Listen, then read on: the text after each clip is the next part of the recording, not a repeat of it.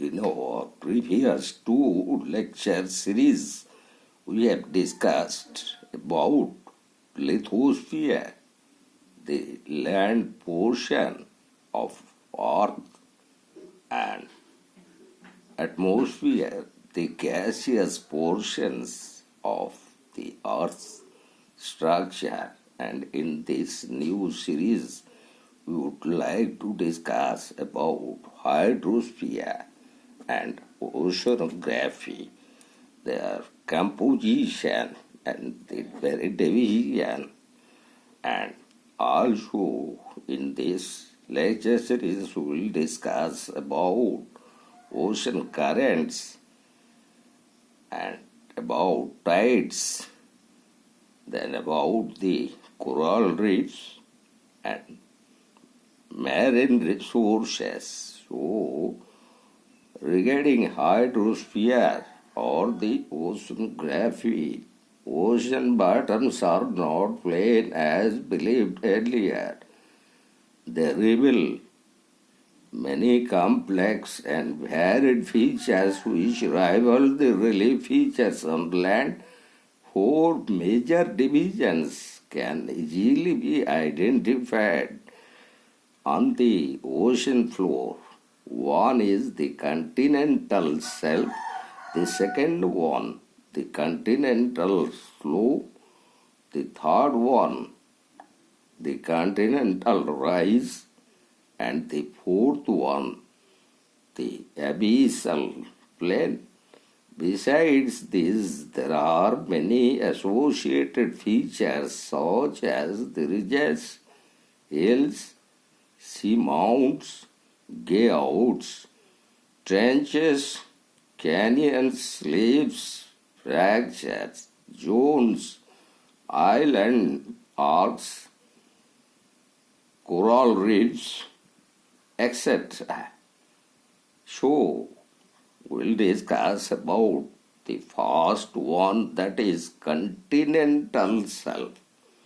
This is a gentle seaward sloping surface extending from the coast towards the open sea. In all, about 7.5% of the total area of the ocean is covered by the continental shelf. The shelf is formed by the drowning of a part of a continent with a relative rise in sea level or marine deposition beneath the water. The average width of the continental shelf is about 70 kilometers and mean slope is less than 1 degree, but the width shows great variety from location to location. For instance, it is almost absent in the eastern Pacific, especially of South America, and is up to 120 kilometers wide along the eastern coast of United States of America. The seaward edge of the continental shelf is usually 150 to 200 meters deep. The continental shelves are mostly covered by sediments of terrestrial origin. There are various types of shelves such as the glaciated shelf, the coral reef shelf, shelf of a large river, shelf with dendritic valleys, and the shelf along young mountain ranges. The shelves are of great use to humanity, such as marine food comes almost entirely from them. They provide the richest fishing grounds. So also they are potential sites for economic minerals Already about 20% of the world production of petroleum and gas comes from the continental shelves. There are large stores of sand and gravel, and the second one is Continental Slope. As the continental shelf nears it, seaward is the gradient becomes steeper 2 to 5 degrees, and this is the site of the continental slope, which descends to a depth of 3,500 meters and joins the shelf to the deep ocean floor. The site of the slope also indicates the end of the continental block. The slopes may be followed by canyons and trenches. And the third kind is the Continental Rise. The continental slope gradually loses its steepness with depth. When the slope reaches a level of between 0.5% and 1%, it is referred to as the Continental Rise. With increasing depth, the rise becomes virtually flat and merges with the abyssal plain. So the last one, the fourth one, is abyssal plains beyond the continental rise at depth from 3,000 meter to 6,000 meter lie the deep sea plains called abyssal plains or abyssal floors, covering nearly 40% of the ocean floor. The abyssal plains are present in all major oceans and several seas of the world. They are uniquely flat with a gradient of less than 1 is equal to 100%. The large supply of treacherous and shallow water sediments buries the irregular topography to form a generally flat relief. And now we'll discuss about the submarine ridges. So submarine ridges are mountain ranges a few hundred kilometers wide and hundreds and even thousands of kilometers in length on the floors of ocean, running for a total length of 75,000 kilometers. These ridges form the largest mountain system on Earth. These ridges are either broad like a plateau gently sloping or in the form of steep-sided narrow mountains. These oceanic ridge systems are of tectonic origin and provide evidence in support of the theory of plate tectonics. And now we'll discuss about abyssal hills. These are elaborated features of volcanic origin. A submarine mountain or peak rising more than 1,000 meters above the ocean floor is known as a seamount. The flat-topped mountains are known as gouts. Seamounts and gouts are very common in the Pacific Ocean, where they are estimated to number around 10,000. And now we'll discuss about submarine trenches or dips. These are the deepest parts of the ocean with their bottoms far below the average level of the ocean floors. A trench is a long, narrow, and steep-sided depression on the ocean bottom, which is usually 5,500 meters in depth.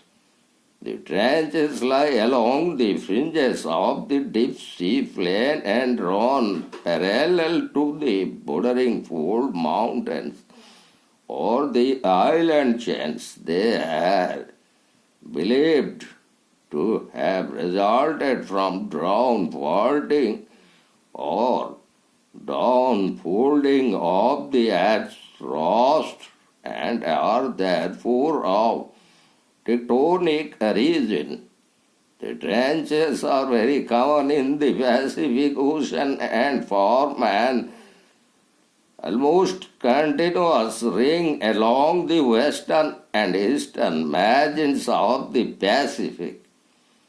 The Mariana Trench of the Guam Islands in the Pacific Ocean is the deepest trench with a depth of more than 11 kilometers. And now we'll discuss another important part of the hydrosphere or oceanography is submarine canyons. These are steep valleys forming deep gorges on the ocean floor. They are mainly restricted to the continental shelf, continental slope, and rise broadly. There are three typical types of submarine canyons. The first one is small gorges which begin at the edge of the continental shelf and extend down the slope to very great depths. For example, Oceanography canyons near New England. And the second one is those which begin at the mouth of a river and extend over the shelf, such as the Jar, the Mississippi, and the Indus Canyon. And the third one is those which have a dendritic appearance and are deeply cut into the edge of the shelf and slope, like the canyons of the coast of Southern California, the Hudson Bank. So, Hudson Canyon is the best known canyon in the world. The largest canyon in the world occurs in the Bering Sea of Alaska. They are the Bering Prevail of and Rimchang Canyon. So now we'll discuss about those ocean banks, shoal and reef. These marine features are formed as a result of erosional, depositional and biological activities. Also, these are produce some features of dystrophic origin. Therefore, they are located on upper parts of the elevations. So, in particular, a bank is a flat-topped elevation located in the continental margin. The depth of water here is shallow but enough for navigational purposes. The Dozier Bank in the North Sea and Grand Bank in the northwestern Atlantic of Newfoundland are famous examples. The banks are the sites of some of the most productive fisheries of the world, and a shoal is detached elevation with shallow depths. Since they project out of water with moderate heights, they are dangerous for navigation and a reef is a predominantly organic deposit made by living or dead organisms that forms a mound or rocky elevation like a reef. Coral reefs are a characteristic feature of the Pacific Ocean, where they are associated with sea mounds and guyot. The largest reef in the world is found off the Queensland coast of Australia. Since the reefs may extend above the surface, they are generally dangerous for navigation. So, now we'll discuss about the different oceans as divided. The Pacific Ocean is the largest and deepest of all water bodies. Together with its associated seas, it covers about 1/3 of the Earth's surface and extends the total land area of the world. In size, the average depth is generally around 7,300 meters. Its surface roughly triangular, with its apex in the north at the Bering Strait. Many marginal seas, bays and gulfs occur along its boundaries. Nearly 20,000 islands dot this vast ocean. Those appearing in mid-ocean are coral and volcanic, and the rest are continental islands. And about northern Pacific, this part is characterized by maximum depth and a large number of deep trenches and island areas. Some well-known trenches are Aleutian, Kuril, Japan and Bonin, which have depths ranging from 7,000 to 10,000 meters. There are also a large number of sea mounds, guyot, and parallel and accurate islands chains in the central part of northern Pacific. And regarding Southwest Pacific, the average depth of this part is about 4,000 meters, and this part is marked by a variety of islands, marginal seas, continental shelf, and submarine trenches.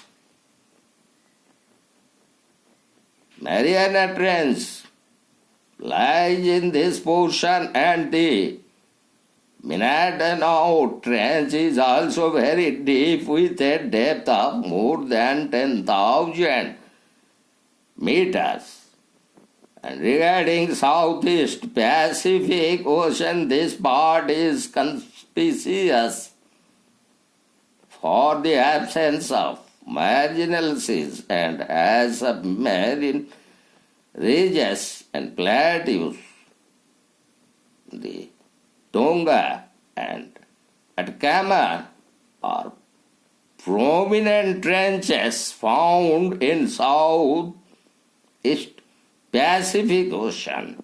And now we'll discuss about the Atlantic Ocean. The Atlantic Ocean is roughly half of the size of Pacific Ocean and resembles it has prominent continental shelf with Bering Strait, the largest strait occurring off Northeast America and Northwest Europe. The Atlantic Ocean has numerous marginal seas occurring on the shelves, like the Hudson Bay, the Baltic Sea, and the North Sea. The most striking features of the Atlantic Ocean is the presence of mid-Atlantic ridges which runs from north to south, dividing the Atlantic Ocean into two deeper basins on either side. The rise is about 14,000 kilometers long and about 4,000 meters high. Several peaks of this ridge project out of the ocean surface to form islands of the mid-Atlantic. As for example, such islands include the Pico Island of Azores, Cape Verde Island. Also, there are coral islands like Bermuda and volcanic islands like Ascension, Tristan da Cunha, Saint Helena, and by and large the Atlantic Ocean lacks in throws and trenches, which are more characteristics of the Pacific Ocean. North Cayman and Puerto Rico at the two throws and range and South Sandwich are the two trenches in the Atlantic Ocean, and in particularly we'll now discuss about the Indian Ocean. This ocean is smaller and less deep than the Atlantic Ocean, since it completely blocked in the north by the Asian land mass. It can be considered only half an ocean. It has few marginal seas. Linear dips are almost absent, the only exception in Sunda Trench, which lies to the south of the island of Java. There are a number of rude submarine ridges in the ocean, which include the Lakshadweep, Chagos Ridge, the Sandfall Ridge, which widens into the Amsterdam St. Paul Plateau, the Skrota, Chagos Ridge, the Seychelles Ridge, the South Madagascar Ridge, the Prince Edward Project Ridge, the Andaman Nicobar Ridge, and the Carlsbad Ridge. These ridges divide the ocean bottom into many basins. Chief among these are